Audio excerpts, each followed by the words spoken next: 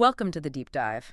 We sift through fascinating sources, really aiming to extract the most compelling insights, just to give you a clear path to being well-informed. And today, we got something quite profound lined up. Yes. Today, we're embarking on a deep dive into a really powerful sermon by the Korean evangelist Reverend Myung. It's titled, May God Protect Us. Mm. And this text, it offers a truly unique perspective on, well, the human journey, our universal quest for meaning, for security, and actually a very specific kind of love. It really does. So our mission today is to thoroughly unpack Reverend Moon's insights. We'll look at the often unpredictable path of life, that profound human need we all feel for ultimate protection, and what he identifies as the singular, the eternal source of that security. It's really an exploration into some, well, fundamental human question. Absolutely. And this sermon, it addresses experiences that are just universal, doesn't it? But through a very distinct spiritual lens. It delves into the uncertainty of life, our deep-seated desire for lasting connection, and that constant struggle, really, to cope with adversity. Yeah. It kind of invites us to consider these timeless questions about our place in the world and maybe where true solace might actually be found. Okay, let's unpack this then. Reverend Moon begins by painting this profound picture, exploring the very stages of our existence. He does. He starts with a fundamental observation. None of us are born by our own will. It's just where we start. And then we navigate these distinct life stages, from birth right through adolescence, where, our purpose starts taking shape, we learn about society. Right, then into youth, where our philosophy of life really develops. And finally reaching old age, where maybe understanding ripens, our view of life gets clearer. And the central idea he emphasizes is that, well, any one individual cannot live all alone. That really highlights our absolute interconnectedness, doesn't it? Family, friends, neighbors. Society, our nation. Ultimately, the entire world. You're never truly isolated. Precisely. And as we navigate these stages, he points out that life paths, well, they're rarely simple, are they? No, definitely not. He describes how some go straight forward, some go sideways, some go backwards. While some others go in a zigzag line. Yeah, I think we can all relate to that. Absolutely. Looking back, you can probably identify those happy days and unhappy days, right? The easy days and difficult days. Meaningful days and days full of regret. It's a very honest, almost raw portrayal of the human experience. It is. And then Moon vividly illustrates life's inherent unpredictability. He uses some really striking examples. He does. Like you might head off to work in the morning, happy anticipation. But he cautions, nobody can guarantee your safety throughout the day. Even a short distance away, he says, a car accident could just happen. Exactly. Or meeting people, seemingly agreeable people in seemingly agreeable places, he calls them. Yeah. That can unexpectedly bring untold misery. It's quite a thought. It really is. It shows how fragile even our best-laid plans can be. It's a vulnerability many traditions grapple with, Definitely. And a really powerful point he makes is the irony of tragedy striking right at moments of success or joy. Like passing a difficult exam. Right, only for some misfortune to hit right then. Or a couple completely confident in their ideal love. And something unforeseen happens right at their wedding. Yeah.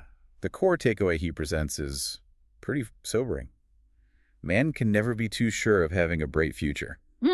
According to Moon, we often feel like we're just groping in darkness every day of our lives. In search of a flickering hope which promises to provide something good.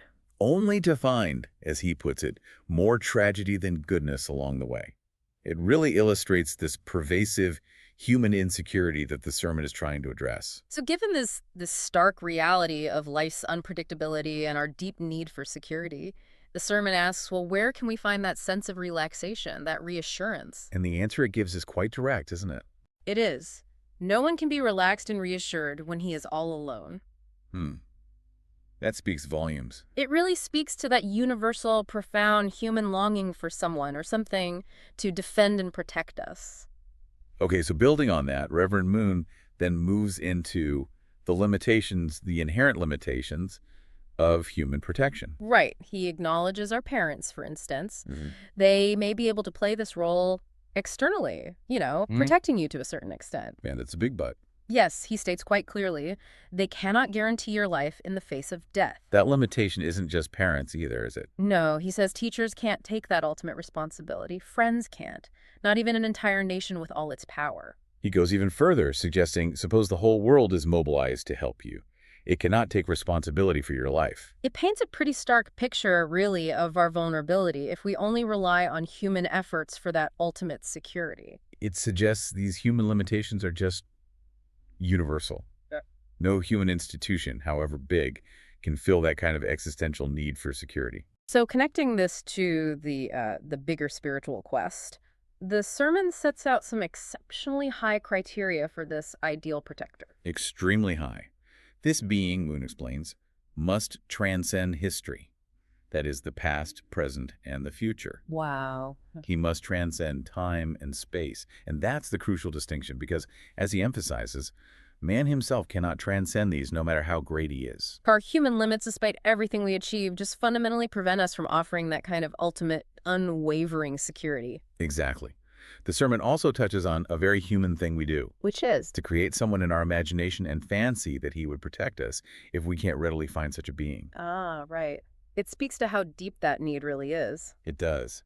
But Moon stresses, imagine if such a being were real. How happy we would be. How eager we would be to locate him. And that eagerness probably gets stronger when things are tough, right? When we feel most insecure. Absolutely. Yeah. He notes it becomes even more pronounced in difficult environments.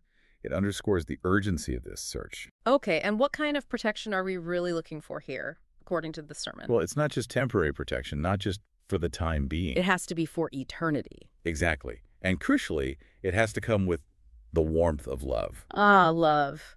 He suggests that happiness centered only on our physical parents will eventually be mortal. And he says the same holds true for relationships with siblings, even between married couples. He observes that love with these people may change and even become ephemeral. That's quite a challenging thought. It is, but it underscores Moon's view on the perhaps transient nature of even our closest human bonds if they lack a deeper, unwavering foundation. Okay, so after exploring that transient nature of human connection, Reverend Moon guides us towards what he calls an ideal love. Right, a love he believes can last for eternity. And he concludes this deep search for eternal love leads to identifying the one who will enable the love between parents and children and love between husband and wife to last for eternity under his protection. And this someone, he declares, Must be unchangeable, unique, and eternal, that is, God. so God becomes the anchor for eternal love in relationships. Exactly. Reverend Moon's sermon articulates that without God as the center point or starting point, we cannot make all these relationships unchangeable and eternal ones. And then it introduces the concept of a mediator figure. Yes, a person with a central mission as the agent of God's love, someone acting as a mediator between God and man. And the role of this figure. For Moon, this figure is crucial for realigning humanity with God's original blueprint, restoring all relationships, parent, child, siblings, spouses. Back to their original form which God intended at the time of creation. Right. That original form being the ideal, uncorrupted state before any deviation or fall, as some traditions call it. Okay, and the sermon drives home another fundamental principle about love itself. Which is? Any relationship of love must exist by the relationship between subject and object. Yeah. You cannot enjoy love all by yourself. Makes sense. We inherently need someone to love and protect them in an ideal environment provided by that person. Only then, Moon suggests, can we truly relax, knowing that environment won't change. And he emphasizes we need someone absolute and unchanging because, well, let's face it, everything in human society is temporary and changeable. Yeah. That inherent instability in human connections in societies. Yeah. That's precisely what, according to Moon, has driven this historical human quest for God through religion. It's framed as a search for that solid anchor in a constantly shifting world. So this raises an important question. What is the primary relationship Moon encourages us to have with God? The sermon really focuses on the parent-child relationship with God as the parent in the subject position. Okay, fair. Child. But what's really striking is Moon's idea that in an absolute love, he can be just anything to us. It goes beyond simple hierarchy. How so? Well, for instance, Moon suggests a father would not complain if his son would rule over him, or a spouse would never complain against their being dominated by their spouse, if that relationship is centered in this absolute love. Wow. That's a profound image of selfless, unconditional love. Almost like the subject willingly lets the object take precedence out of love. Exactly. It transcends conventional power dynamics. The sermon gives a powerful definition for this love, too. Let's hear it. Love is the highest law, and the sacred bond bringing any two or more beings into harmonious oneness. Harmonious oneness. And it has such profound power, Moon says, it makes even those high in authority or in knowledge or wealth tender and obedient like lambs. So love softens even the powerful. Apparently so. It's a force so profound that even God, he says, is willing to be dominated by that love, implying God's complete submission to the principle of love itself. Okay, so God is depicted as the very core of love. Yes, the power that motivated God to create man and what ultimately makes God absolute. And God is presented as the parent of all parents to man. Offering the specific type of love most wanted by the person seeking a relationship with him, whether that's parental, brotherly, conjugal, even the love of a friend. It's an incredibly comprehensive, responsive vision of divine love, tailored to our needs. Very much so.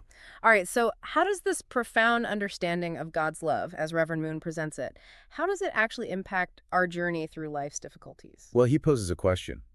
If we are assured manifold benefits after the pain, will we not gladly endure it? Implying that confidence changes everything. Exactly. This confidence, he argues, allows us to dash forward on any path of misery and hardship. It reframes suffering significantly. So there's a purpose in the struggle. Yes, the sermon describes finding a light giving us the full and clear picture of where we are bound, which leads ultimately to a new world of God-centered love and harmony. And this vision encourages change. Definitely. It encourages abandoning the old way of life to join the new one. And this new path also involves something about satanic power. Right, repelling the satanic power as we go along, and by building the kingdom of God in our hearts. In Moon's theology, that satanic power essentially refers to forces diverging from God's ideal, working against the God-centered world. Okay. And the ultimate aim is that God is the ultimate subjective being, and we as his objects want to work for his sake and ours, and finally find him and join him in perfect oneness. It implies active participation in shaping our destiny through that connection. So what does this all mean for us, like day to day? How does this confidence play out? Reverend Moon emphasizes that if we are confident of God's love, we can overcome any difficulty, however uneven the road may be. Overcome any difficulty? In fact, he suggests something quite radical. The more difficult the road is, the stronger our conviction is that this is the shortcut to reach our goal faster. Wow, so hardship becomes an accelerator, not just an obstacle. That's a profound reframing. It really is. And he even delves into a profound perspective on death itself. Okay, how does he frame death? He states that if a man died through misfortune, on the way of his search for the ultimate subjective being, that is, God, his death does not mean the end, but the beginning of his life. The beginning, not the end. Right. Dying in the bosom of God's love, he says, means we do not die a miserable death at all, but rather one of higher value. It completely inverts the common view of mortality. Suggests continuity, purpose beyond the physical. Precisely. And to illustrate this further, the sermon brings in what it calls paradoxical things from the Bible. Ah, like which ones? Specifically mentioning Jesus' words like, if you love me, you must deny yourself and bear the cross and follow me. And those who want to gain their lives will lose them. Luke 17.33 is reference for that last one. Okay, those are challenging sayings. How does Moon interpret them? He explains them as encouraging us towards winning the love of highest dimension at the cost of everything else. So sacrifice is key. Yes, transforming that sacrificial death, whether literal or metaphorical, into a kind of toll gate to reach the world of love, which is eternal and of a higher dimension. Seeing sacrifice not as just loss, but as a necessary step towards something greater. Exactly. A purposeful step. Reverend Moon also offers a very personal testimony about this principle, doesn't he, within the sermon itself? He does. He shares going through untold difficulties, including severe torture in prison in North Korea. That sounds horrific. It does. But, he says, the more severe the torture was, the stronger I would become. How did he manage that? He achieved this, he says, by imagining that with every blow, God's blessing would be multiplied. Wow, that's incredible mental fortitude. It is. And this attitude, he believes, allows one to make the crooked way straight and the bumpy road smooth. It's a powerful personal example of overcoming adversity through sheer conviction and divine purpose and protection. Yeah, truly. So ultimately, the core message here is a promise of divine care. That God would not leave those who truly love him on the path of unhappiness and misery. Right. Reverend Moon asserts that if we are ready to live and die in the love of God, we deserve God's protection. It sets a clear condition almost for receiving that profound eternal security he's been describing. Okay, so as we wrap up this deep dive, we've really explored Reverend Myung Moon's profound message about, well, the human condition, our inherent search for an ultimate protector amidst all of life's uncertainties. hmm We've seen how, in his sermon, love, specifically God's love, is presented as the unwavering solution, not just to navigate challenges. But as the very bridge to an eternal, harmonious existence. Exactly. It's a powerful framework for understanding our deepest longings and maybe a relationship with the divine, however one conceives that. It certainly offers a unique perspective. And perhaps here's a final provocative thought for you, for listeners, to ponder, drawing directly from the sermon. Okay, let's hear it. Reverend Moon suggests something quite startling, that by truly loving God, we can, in a sense, control our own fate, because we can control God who controls our fate. Control God through love. That's the idea presented. So the question to reflect on is, what might it truly mean to control God through love, as he describes it? And what implications does this, frankly, extraordinary perspective have for how we approach our own way of destiny each day? That is definitely something to chew on.